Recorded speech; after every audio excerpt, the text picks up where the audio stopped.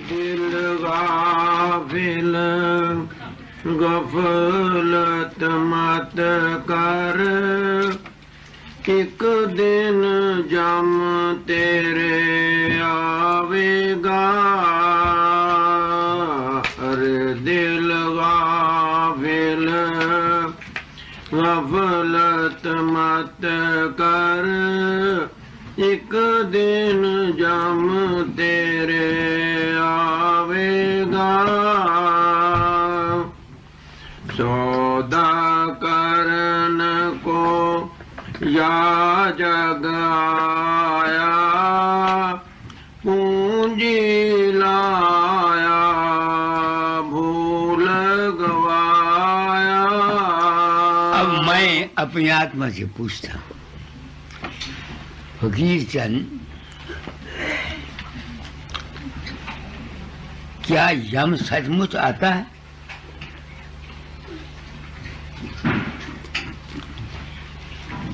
मैं आप लोगों को सत्संग देना चाहता हूँ, जो मेरी ड्यूटी है। मैंने अपने आप को इस संसार में संत सदगुरु वक्त कहा है, किताबों में लिखा है, पब्लिकली कहता हूँ।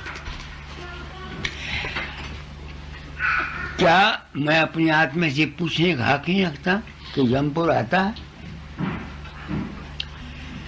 जो मैंने समझा है यम को वो कहता हूं।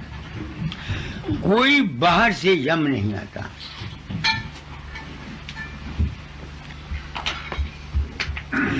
मरते वक्त कोई बाहर से यम नहीं आता है। ठीक।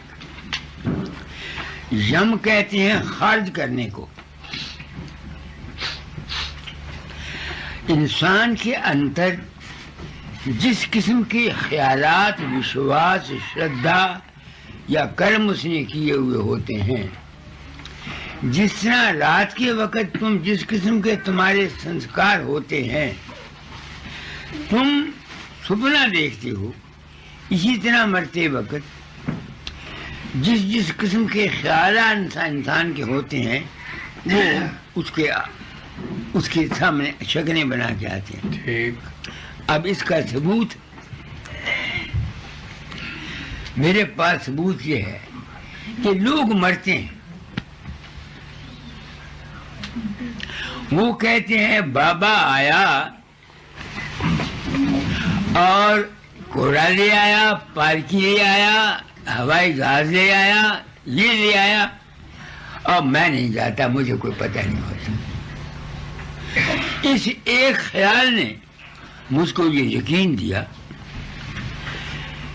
कि जो उसके अंदर फकीर चंद मरते समय प्रकट हुआ, वो ये फकीर चंद तो था नहीं। ना बाबा सामन सिंह था, ना राम था, ना कृष्ण था, ना देवी। वो जिस किस्म का उसका विश्वास था, श्रद्धा था, वो आया। ये मेरा तजुर्बा। अब एक आपको सच्ची बात बताता हूँ। एक सूबेदार हजारी सिंह है, सूबेदार मेजर, वो सिपाही था। उस वक्त से वो मुझे मानता है।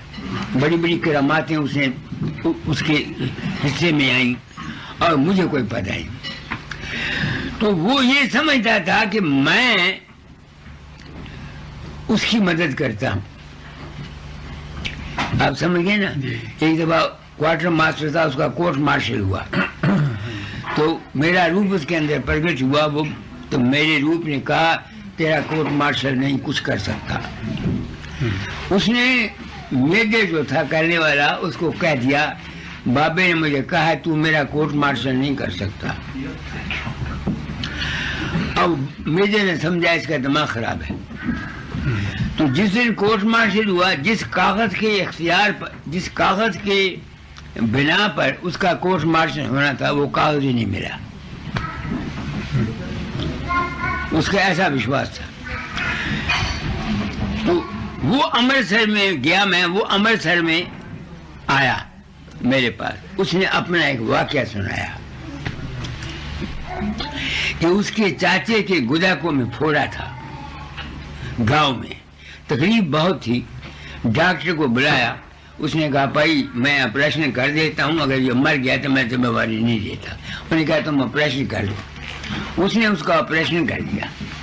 वो 2 घंटे बेहोश रहा उसका चाचा। जब वो उठा चाचे को होश आई तो हजारी सिंह को कहता है, हजारी सिंह तेरा मुझ पर बड़ा एहसान है, तेरा मुझ पर बड़ा एहसान है। उन्हें क्या एहसान मैंने किया? उन्हें कहा 2 आदमी आए, मेरी रूह को अपने हाथ में रख के आसमान पर उड़ गए।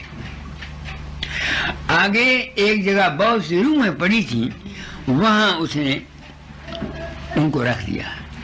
तो एक औरत काले रंग की थी, जुबान उसकी आग निकलती थी, वो रूहों को खाती जाती थी। तो मैं डरा, मैंने उनको कहा भाई मैंने इसने खा तो लेना है, मुझे एक आदमी से मिला दो। उन्होंने कहा किसको? अखि हजारी सिंह। हजारी सिंह अखि तुम आ गए, तुम आ गए, मैं आप लोगों को सत्संग दे रहा हूँ, 92 साल का बूढ़ा हूँ, मेरी उम्र पर का ख्याल करते हुए मेरी बात को ध्यान से सुनो। तो उसने कहा आप आगे। मैंने कहा बाबे नु कहो, वो जानता थी ना मेरा प्रेमी है, बाबे नु कहो मैनू तू बचा दे। अच्छा। वो कहना हजारी सिंह तू चला गया, बाबा आ गया, मैं चला गया। वो कहना मैं उसने पकड़िया, उसने रूह नू, उसने क्या जा अपने घर नू। तो उसने क्या भी तू नहीं खा सकती, ये मेरा जीव है। मैं उसने पूछा, मैं क्या मैं तो गया नहीं। मैं क्या हजारी सिंह तू गया, तेनू पता है? अके नहीं। मैं क्या बेवकूफ, जिस तरह तू नहीं उसके अंदर गया, इस तरह मैं तेरे अंदर नहीं जाता। ठीक। उसमें मैं समझाया, उसका ज्ञान नहीं जाता था। मैंने कहा जिस तरह तू उसके अंदर नहीं गया, इस तरह से मैं भी नहीं गया। चूंकि वो तुम्हारे साथ प्रेम करता था, उसको पता था कि तुमने मेरी सिर्फ उसके सामने की हुई थी, और जो उसके गंदे कर्म से सुना हुआ था उसने उसको बता दिया। उसने उसके सामने वो रूम खाने वाली दिखा दी, और वो औरत दिखा दी रूम खाने वाली, क्योंकि तुम्हारे साथ प्रेम था, इस बात से उसने तुम्हारे ही प्रेम ने, उसके प्रेम ने तुमको और मुझको प्रकट कर दिया। मेरे ख्याल में जो कुछ मैंने कहा आपने समझ लिया। हाँ जी ठीक है। डॉक्टर साहब हैं यहाँ, सुन रहे हो? अच्छा। तो वो कबीर कहता है कि एक दिन तूने चले जाना बंदे, तेनू यमराज आके ले जाऊगा, यमराज ने आ जाना। कबीर का यमराज को होगा मैनू नहीं पता, मैं नहीं जानता। मैं यमराज किसनू समझना? तुम्हारा मन ही यमराज है, तुम्हारा मन ही धर्मराज है। अगर तुम्हारे कम नेक बंदे हो, तुसी तुम्हारा किसी से विश्वास है, देवी आ गई, गुरु आ गया, राम आ गया, कृष्ण आ गया, तो तुसी यमराज को बच जाओगे। यमराज कहने वो ख्यालात जो तुमको तकलीफ देते हैं, धर्मराज वो ख्यालात मरते समय जो तुम्हारे लिए तुमको सुख देते हैं। इस वास्ते गुरु का भगत, राम का भगत, कृष्ण का भगत, देवी का भगत, बशर्ते कि वो किसी एक का हो, वो नरक में नहीं जा सकता। वाणी में लिखा है बुरे से बुरा भगत भी गुरु भगत नरक नहीं जा सकता। क्यों नहीं जा सकता? क्योंकि जब वो मरेगा, मरने लगेगा, उसका विश्वास होगा या देवी पर या किसी पर, तो वो जो जिस पर उसका विश्वास है उसका रूप उसके सामने आएगा।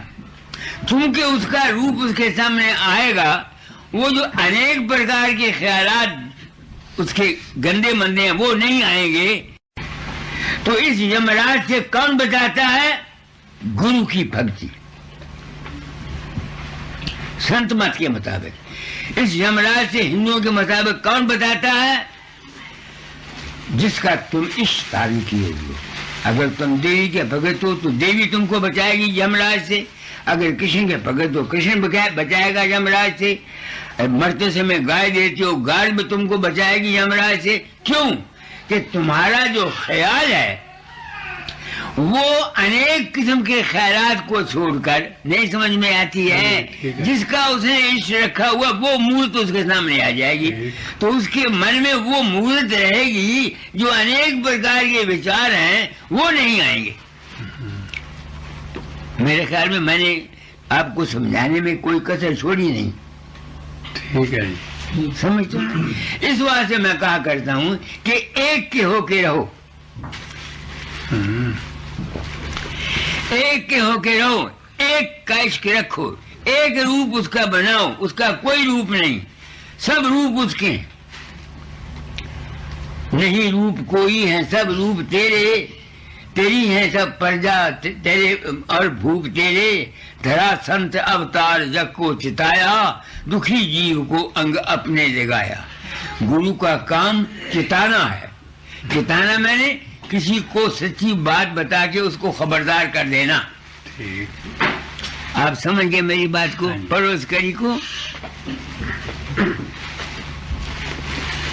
अरे दिल गाफिल गफलत मत कर, एक दिन जम तेरे आवेगा। कहना चेत कर भाई। आगे सौदा करन को या जग आया, पूंजी लाया भूल गवाया। अब मैं अपनी आत्मा से पूछता हूँ, तुम अपनी आत्मा से पूछो, तुमको पता है तुम क्या सौदा करके क्या सौदा करने आई थी?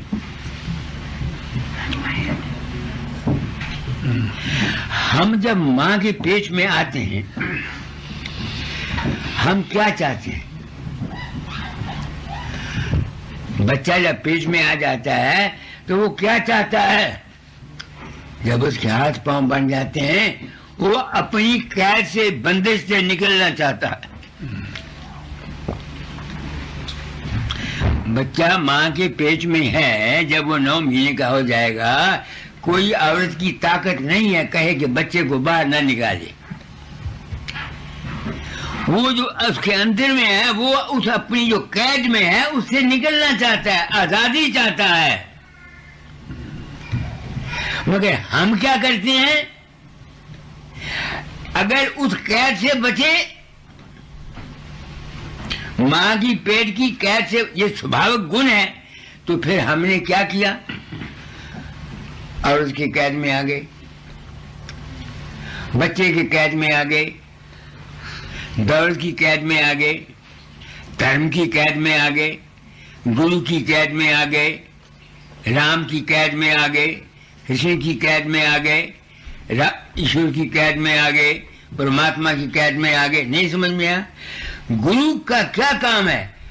वो जीव को किसी बंधन से छुड़ा देता है। अब आप समझ गए मेरी बात को? स्वामी जी की वाणी है, बंधे तुम गहरे बंधन आन, एक बंधन तो पड़ा देह का, दूजे तिरिया जान, तीसरा बंधन हट हवेली, चौथा नाती जान, नाती के फिर नाती होवे, फिर कहो कौन ठिकान। समझे मेरा मतलब नहीं? एक लड़, दो लड़, तीन लड़ रसरी, गहरे खूटे गड़े निदान, मरे बेदम छूटो नाही, जीते जी तुम सुनो न कान। समझे न? राधा स्वामी कहत बजाई, तुम हो सबसे बड़े बेईमान। ये लफ्ज है उनके। तो हम किस लिए आए थे? हम क्या चाहते हैं? बंधन से निर्बंध होना। तो बंधन एक किस्म का कोई नहीं। माँ के पेट में बंधन था, जीव चाहता था मैं उस कैद से निकलूं, मगर हम एक कैद से निकल के दूसरे अनेक कैदों में आ जाते हैं। अच्छा, किसी ने दुनिया छोड़ दी, वो गुरु बन गया, मानवता मंदिर बना दिया, चेले बना लिए, वो पुत्रों का बंधन छूटा तो चेलों का बंधन पड़ गया, घर का बंधन छूटा तो डेरे का या मानवता मंदिर का बंधन आ गया। नहीं समझ में मेरी आती है? तुम मेरा क्या मतलब है? तो संत मत की तालीम क्या है? संत मत किस लिए दुनिया में आया? जीव को बंदरों से छुड़ाने के लिए। मगर बंदरों को छुड़ाने के लिए कौन आता है संत के पास? मैं आया तुम्हारे वहां, किसी ने अपना दुख रहा, मेरा पुत्र शराब पींदा है, किसी ने क्या मेरा खसम मैनू तंग करता है, कोई कहता मेरे को पैसा है नहीं, कोई कहता मेरे पढ़ाना दुश्मनी है, कोई कहता मेरा फलाना है, कोई कहता मेरा फलाना। ये जो कुछ तुम्हारे साथ या हमारे साथ होता है, किसी को पति अच्छा मिल जाता है, किसी का लड़की बदमाश हो जाती है, किसी का लड़का बदमाश हो जाता है, किसी का कुछ हो जाता है, वो है क्या? वो हमारे पिछले जन्म के कर्मों का संस्कार है। बंदर में फंसे हुए थे, वही बंदर हमारे सामने। इस वास्ते संतों के मार्ग में पहले बहुते बंधनों को छुड़ाने के लिए एक बंधन करो। किसका? गुरु का। और वो भी किस गुरु का? जो खुद निर्बंध है। यहाँ तो जिप पे एक पत्थर उठाओ 200 गुरु निकलता है। तुम समझते मेरी बात को कि नहीं? बंधे को बंधा मेरे छूटे कौन उपाय, कर बंधन निर्बंध कर संगत निर्बंध की जो पल में छुड़ाए। समझ गए मेरी बात को? ये मैं बात साफ यानी क्यों करता हूँ? मैं एक जिम्मेवारी महसूस करता हूँ। अब वही हरि सिंह सूबेदार, जब तक उसको ये मैंने राज उसकी समझ में नहीं आया, वो समझता था मैं उसकी मदद करता हूँ। वो समझता था कि मैं उसकी मदद करता हूँ। ऐ मेरी बेटियों, ऐ मेरे भाइयों, ऐ मेरे मिलने वालों, मैं तुम लोगों को बिल्कुल धोखा नहीं देता। ये हरि सिंह के साथ कई वाकयात गुजरे। एक वाकयात ये गुजरा कि ये जा रहा था मद्रास से आगे कहीं ट्रिप पर, पीछे फैमिली थी, आगे एक ट्रक था। तो ये मुझे कहता है आप प्रगट, आपने कहा खतरा है, मैं तुमको बचा लूंगा। पीछे से देखा इसने, जो ड्राइवर आ रहा था, वो ड्राइवर पीछे औरतें बैठी हुई थी, मुड़ मुड़ के औरतों की तरफ देखता था। तो इसको गुस्सा आता था। इत्तेफाक से इसकी जो अपनी कार थी, ये 2 पलटे खा के नीचे कीचड़ में गिर गई। इसके नीचे इसका बच्चा आया, उसके ऊपर मैं आया, ये आया। पिछली कार ने, मिलिट्री वालों ने इनको उठाया, इसको उठा के अस्पताल ले गए। रात के 12 बजे वो कहता है इसकी 4 पसलियां टूट गई। कहता 12 बजे रात को बाबा तू आया, मुझे दबाया, ये किया, वो किया, वो किया, वो किया, मुझे कुछ हराम आया।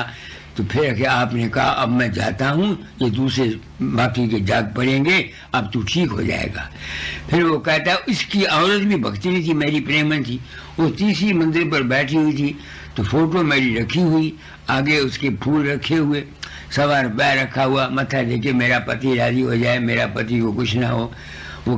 उसने कहा, उसकी औरत ने देखा कि मैं वो जो ऊपर का होता है रोशनदान, उसमें से उतर के उसके पास आया, उसको कहता हूँ तेरे पति को मैं देख आया हूँ, राजी हो जाएगी। अब उसने मुझे बताया, अब मैं तो गया नहीं। वो कौन था? वो उसका अपना ही विश्वास था, अपना ही मन था, अपना ही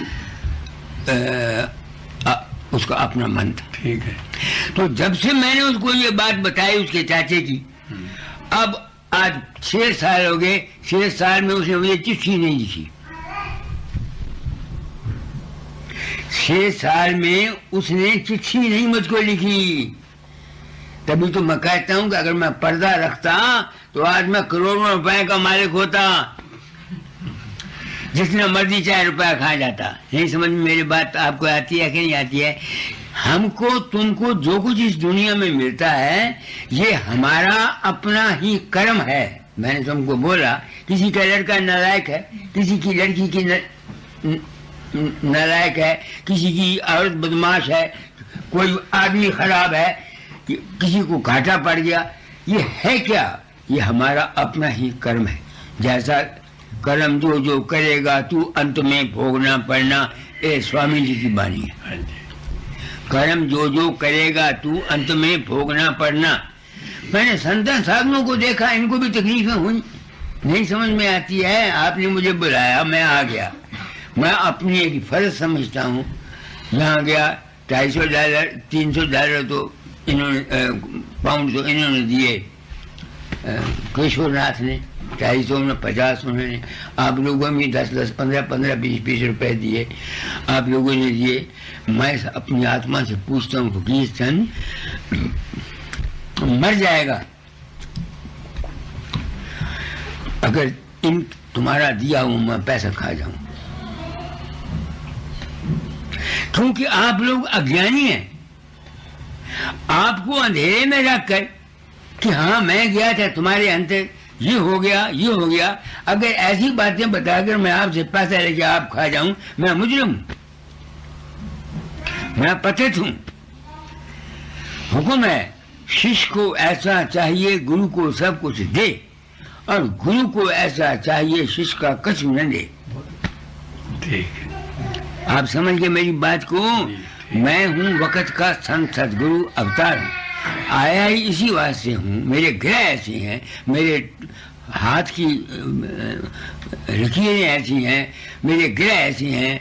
दाता ने मेरे मतलब बहुत कुछ लिखा, जोशी भी ये कहते हैं, और मेरे दिल में हुक्म है तालीम को बदल जाना। क्यों? तू तो आया नरदेही में तरवकीर का भेसा, दुखी जीव को अंग लगाकर ले जा गुरु के देशा। 3 ताप से जीव दुखी है निबल अबल अज्ञानी। अब अगर कोई शख्स हमेशा के लिए इस संसार से बचना चाहता है, मुझको ये कहते हैं क्या नाम पंडित जी कि आप हमको अभ्यास के मुताबिक बताइए। आप समझते मेरी बात को? तो आज अभ्यास के मुताबिक कहता हूँ। कबीर साहब का दूसरा शब्द पढ़ो, कर नैनन दीदार महल में प्यारा है, प्यारा है। पढ़ो।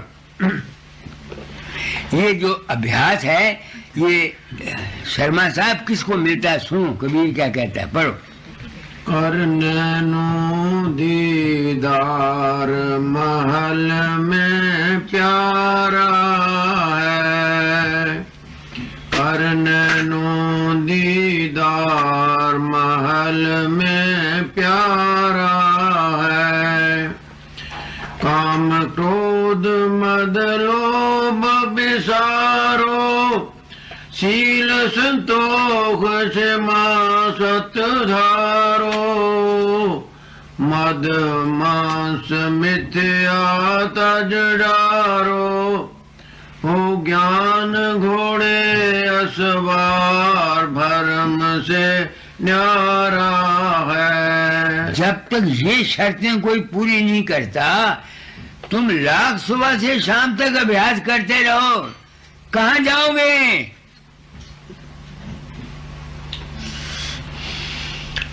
तुम भी शिकायत कर दी थी ना, आज तुम ही तुम्हारे घर में गया, हमें वक्त नहीं मिलता, हमारा अभ्यास नहीं बनता। अरे बने कहाँ से? अभ्यास किस काम कैसे बने तुम्हारा? अभ्यास के बनने की शर्तें हैं, पढ़ो क्या शर्तें? काम क्रोध मद लोभ विसारो, शील संतोष क्षमा सत धारो। मद मांस मिथ्या तज डारो, हो ज्ञान घोड़े असवार भरम से न्यारा है। मैंने आपको बोला कि मैंने 1905 में नाम लिया, 1916 तक न मेरे अंदर प्रकाश खुला और न खुला शब्द, सिवाय रोने के या प्रार्थना करने के गुरु के आगे अपने अंतर में, और मुझे कुछ नहीं मिला। क्यों नहीं मिला? क्योंकि मेरा 13 वर्ष की उम्र में तो शादी हुई, 16.5 में मैं गृहस्थ में फंसा। आप समझते मेरी बात को कि नहीं? तो मैं छोटी उम्र का टूटा हुआ आदमी था। तो जब 12 साल बसरे बगदाद में चला गया, वहां औरत पास नहीं थी, मन से और शरीर से पवित्र रहा। यहाँ तक डरता था कि मैंने 12 साल में बगदाद शहर नहीं गया और बसरा शहर नहीं देखा। क्यों? जवानी की उम्र थी, वहां सुंदरता ही बहुत थी। तुम समझते मेरी बात को नहीं? तो डरता था कि कहीं मेरा मन न फिसल जाए। जब सत्संगी लोग जाते तो 2 इकट्ठे जाते, वो 2 ताकि वो ना हो, क्या नाम है, ये 2 इकट्ठे जाएं, बाजार से सौदा ले आते थे। तो उस 12 साल में जो मैं वहां रहा, मेरा सारा अभ्यास बन गया। मगर जब मैं घर में आया 12 साल के बाद, दादा दाल ने कहा औलाद पैदा करो। जो तो मैं औलाद के लिए और उसके पास जाता फिर तो कोई पाप नहीं था। तुम समझते ना, बानी बाजे वक्त रोचक होती है। दुनिया में किसी शख्स ने न काम को मारा, न क्रोध को मारा, न लोभ को मारा, न मोह को मारा, न अहंकार को मारा। ये सब जो कुछ है रोचक बानी। जिसका काम बिल्कुल मर गया, तो हिजड़ा हो गया, ताली बजाना जानता है, वो क्या जानता है? जिसमें क्रोध नहीं है, जो उठेगा उसको ठोकर मारेगा। तुम्हारे अंदर लोभ नहीं है, तुम रोटी नहीं कमा सकते, आनस मीन से तुम खाओगे कहां से? तुम्हारे अंदर मोह नहीं है, तुम्हारे बच्चे नहीं पढ़ सकते। इसका ये मतलब है कि बेफायदा और नाजायज न काम भोगा जाए, न नाजायज लोभ किया जाए, न बेफायदा किसी के साथ झगड़ा किया जाए। नहीं समझ में आती है मैंने क्या समझा? क्योंकि मेरे समय ड्यूटी सी दाता ने कहा था तालीम बदल जाना। मुझे नहीं पता मैं क्या कर रहा हूँ। मैंने देखा कि इन महात्माओं का क्रोध नहीं गया। तुम मेरी बात को सोचना, मैंने क्या कहा है आपको। हजूर बाबा सावन सिंह जब सत्संगियों को तंग करते उनको सोटी मार देते थे, तो क्या उनको क्रोध नहीं आता था? उन्होंने डेरा बनाया, अपने पोते को दे गए, क्या उनमें अपने बच्चों से मोह नहीं था? उनको छोड़ो। राधा स्वामी जाल बताते खुद थे। जब चोरा छोड़ने लगे, कहते मैं 7 लोग जा रहा हूँ। राय साहब चेलों को बनाया, जिस तरह से मुझे पूछते थे इस तरह मेरी औरत को पूछना। क्या उन्होंने औरत का ख्याल नहीं किया? तुम कहोगे वो गलती पर नहीं।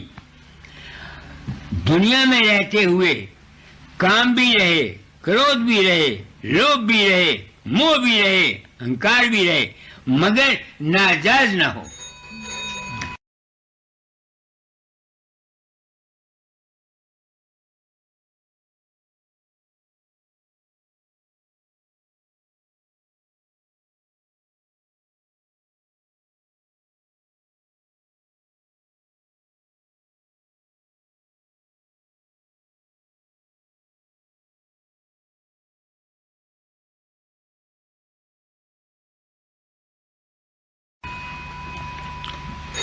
मेरी बात को आपने समझा ना, मैं क्या तालीम देना चाहता हूँ।